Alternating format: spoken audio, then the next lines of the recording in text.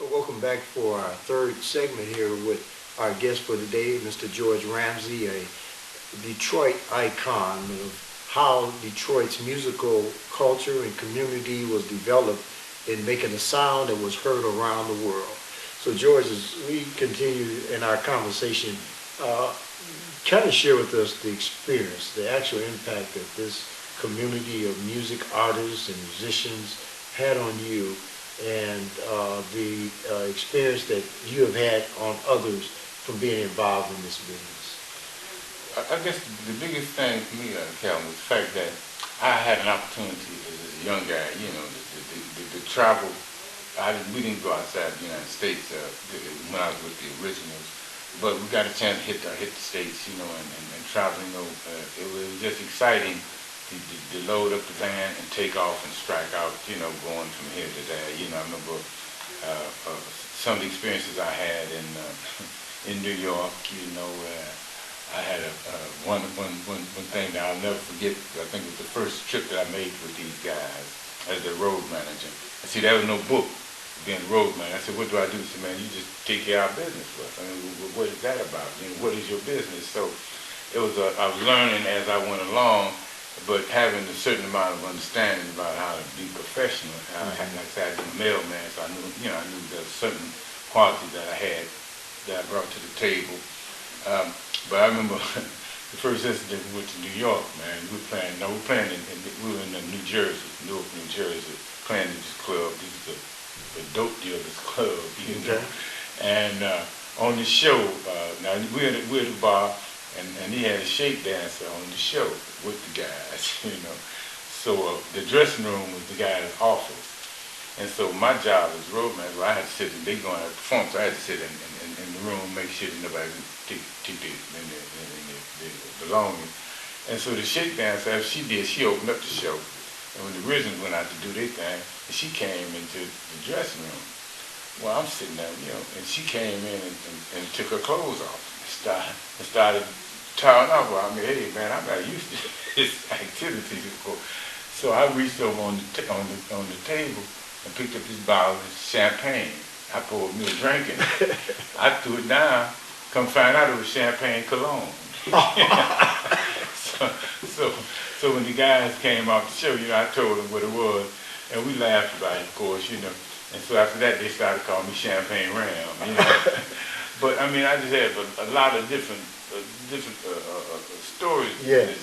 I remember once we were at the Apollo, the Four Tops was starting on the show, and the originals were, and Martha Reed and them opened the show. It was a little Motown review. Martha Reed and them opened the show.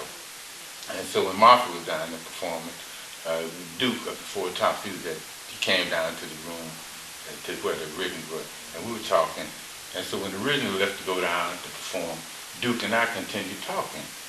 And we were on the second floor in New York, and if you've seen New Jack City, that movie New Jack City, all the dope things, the dope connection, and all this drug thing that was so prevalent down in New York. And we were on the second floor. And so we there talking, and a guy stuck his head in from outside. And so this y'all dressing room, and he went back down. If you've seen the movies in New York, you've seen them fire escapes that they have on the back of the building. And so, of course, it shocked us. We ran to the window, but this cat gone, man. But it was just New York was New York, man. I mean, during the 60s, there was no city. There's still no city like New York, I guess. But during the 60s, to see the kind of activity that was going on in the streets of seeing the druggers. I remember one Thanksgiving Eve we were there at the Apollo again, and when you play the Apollo, you have to be there for a whole week. So we enjoyed going to New York. But anyway, so we there, and we ended up the show, and the last show, and so the guy came, one of the security people came and said, hey man, the guy done stole y'all battery out there. We had a station wagon. And the guys loaded up the equipment because we getting ready to get out of there, come on back home. And I said, man, they stole y'all battery. So we ran down, I grabbed my gun, Freddie grabbed his gun. So we running down the streets, with all our stuff in our hands. And the guy, we caught up with the guy. And he said, he started explaining, somebody gave it to him, blah, blah, blah. I said, no, you bring it back. So he said, he wanted to give us the battery. I said, no, you bring it back and put it back into the car. So all the while back there, he begging, pleading, man, you know, blah blah blah. And so he put the battery in the car, and he said, "Okay, man, let's take him across the street." I said, "What you mean, man?" He said, "So we can't let him do this, here, man. Can't let them get away." But man, all we wanted was our battery. We're not out to do anything together, you know. But they took him across. It was a schoolyard over there, man. So I don't know what happened, you know, but. They did not play with him, and this guy was a dope fiend. You know, they didn't. I mean, they cast it so very easily. You know, they might have took the guy out, but really, in New York and Harlem, it was a different city back then. But again, you know, it's so many kind of memories I've got that's a part of my life that I'm putting into a book that I'm writing about my life, along with a play I'm writing. That depicts how I got to where I am, the journey that I went on, you know, the experience I had at the theater, like I said, called the Warfield Theater, which is where the dynamics of the music came from. I think Barry Gordy played on the stage at the Warfield Theater. I'm reflecting on those memories I have of seeing Lil Willie John singing for the first time, you know, seeing the Clovers, you know, the Dominoes, all these particular artists that have performed that was a part of the culture that had an impact in my life. So I want to reflect and share with them. The reason why I'm doing what I'm doing is because I want to share with my kids that my journey has been great. You know, I really had a good roll of the dice, if you will. If I could change anything about my life, I don't think there's anything I would change because it's been really fulfilling. I've signed autographs, rode in limos, but it wasn't because of anything I did. It was simply because of the fact that the people that I was around, you know, having worked at Lamont Dozier's road manager out in Hollywood, going to Hugh Hefner's house, you know, having parties there, then at Aretha Franklin's house, cooking meals for us, watching Lamont in the meeting. Henry Mancini, you know, I mean the kind of people that I met because of I was with Lamont Dozier, the people that I met because I was with the originals.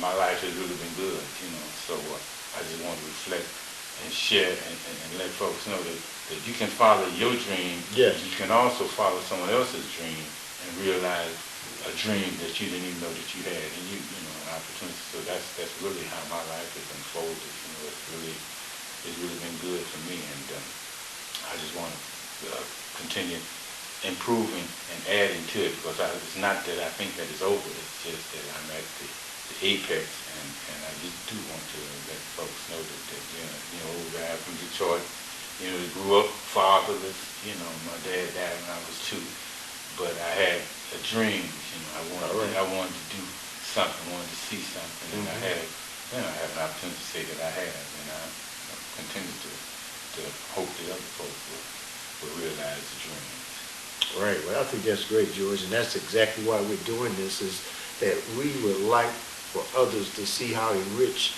your life has been made by being a part of that culture and a part of that community. There's something that's missing in our communities today. We don't have the camaraderie that we had when we grew up, and we hear the various stories, but we want to give you an idea of what went on in the lives of those who made it happen.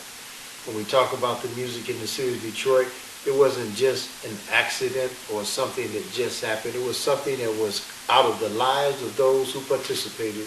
And George, you I want to say, is our Detroit idol. You're one of those who have been consistent and are part of the fabric of the music scene here in Detroit. And so your story, as well as many others, need to be told and need to be shared with those around the world to know that our music here in Detroit was a living, breathing element of our community. And it was individuals like George who make what we see today in American Idol and these other things possible. Because if it had not been for the pioneers and those who came before all of the ones that we see today, who laid the groundwork, and we've already shared a number of the names. Like you mentioned Lil Willie John, who we don't hear much more of. We can always talk about the Jackie Wilsons of Detroit, Mr. Excitement. These individuals were part of our community, they were among us and gave us a opportunity to look beyond our circumstances and see something bigger and better for ourselves. And now, George, I know we had said earlier, and there's a documentary or a story that you're working on about your life that we can share with the world. So how is that coming? Is that Well, something? it's in its final stages because again, I thought that at one point I'm involved in a writers group in Detroit, and of course that I've been reflecting on my journey, and I started putting it down along with some photographs that I had. But then I thought rather than just going on and publishing a book per se, I just play that I'm also writing about Hastings Street, about the history of Hastings Street. You have other folks that have talked about it but did not live. I live Hastings Street, I was a safety patrol boy on Hastings Street. Right. I was a paper boy on Hastings Street. When I came back, started delivering mail, I was a mailman on Hastings Street. So I write about the 3 blocks on Hastings Street. This is what my play is going to be reflecting on. With those 4 blocks right on Hastings Street, I'm gonna bring those back to life so that folks that don't even know about Hastings Street. There's not that many of us that even heard about Hastings Street, but it's very a lot of dynamics, and it fed the music and the culture that I was a part of, and so that's really what my goal is, to finish this play. Well, we want to encourage you to do that, George, because again, you blessed us today. You've enriched us. You've given us an insight on what actually took place around the city of Detroit during that period of time. And hopefully, as we go forth, that as Detroit begins to go through its transformation, that we'll find a venue in this city that will continue to tell the story of those who have sacrificed, because there were many sacrifices made for this music in our city, and those who have made the contributions such as you have made, and that those stories need to be told. They're warming stories, they're knowledgeable stories, they're powerful stories, and we're very glad to have been a part of telling your story today, Mr. George Ramsey, in the city of Detroit, making it happen. Amen. Man, I love it, brother, yeah. So we want to thank you for watching, and ask you to continue to watch as we bring you more stories of interest about the things that are happening here in our city of Detroit, about the culture and the city that is known around the world as the Motown sound.